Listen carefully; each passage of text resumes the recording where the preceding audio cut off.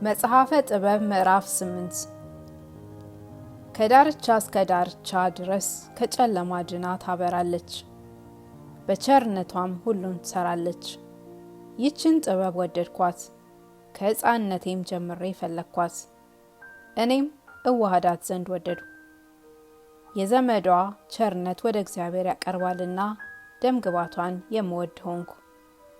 የእግዚአብሔርን ምስጢር ለማወቅ መካር ናትና ሁሉን የሚገዛ እርሱ ወደዳት፣ ከፍጥረቱም ሁሉ ትበልጣለች።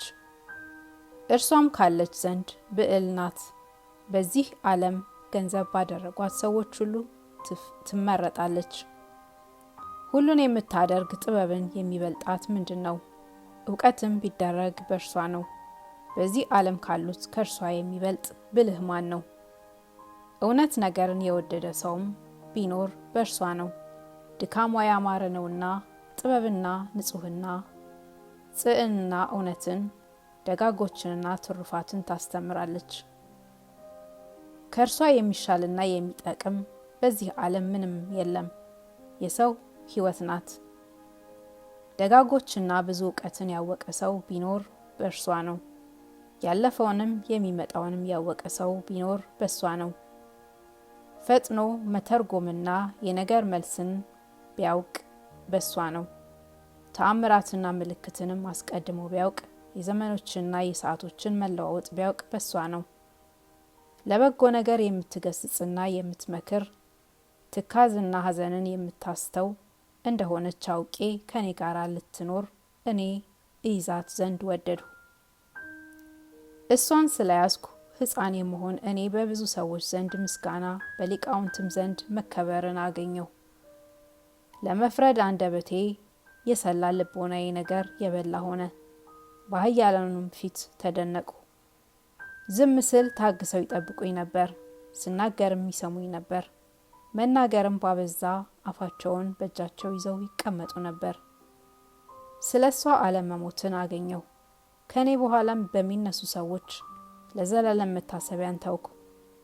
ሕዝቡን እሰራራ ነበር፣ አሕዛብም ይገዙልኝ ነበር።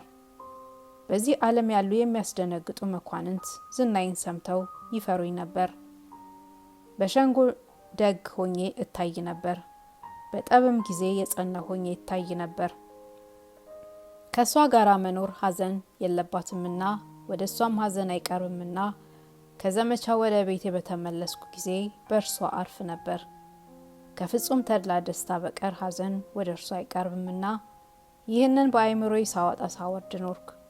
በልቦናዬም በእሷ እታገላለሁ። የጥበብ ተዘምዶዋ ያለመሞት ነውና ከኃጢአት መንጻት እንዳይቻለኝ አውቄ በእሷ በልቦና ይተጋለሁ። እርሷንም በመውደድ በጎ ተድላ ደስታ አለና በእጁ ስራም የማያልቅ ብዕል አለና ምስጢሯን በመመከት የእውቀት ትምህርት ያስገኛልና ከእሷም ጋር አንድ መሆን የሚያስመካ ነገር ይገኛልና ሙሽራ ልትሆነኝ አገባት ዘንድ ስፈልጋት አገሩን ሁሉ ዞርኩ። አዋቂ ልጅ የምሆን እኔ ዞርኩ፣ ሰውነቴም በጎ ሆነችልኝ። ደግ ነኝና ንጹሕ ወደ ሆነ ስጋዋ ገባሁ። እግዚአብሔር እሷን ካልሰጠኝ ከኃጢአት መንጻት እንዳይቻለኝ ባወኩ ጊዜ ምክር ከጥበብ የተነሳ ሆነ። ይህችም ስጦታ ለማንም እንደሆነች አውቅ ዘንድ ፈጽሜ ወደ እግዚአብሔር ለመንኩ።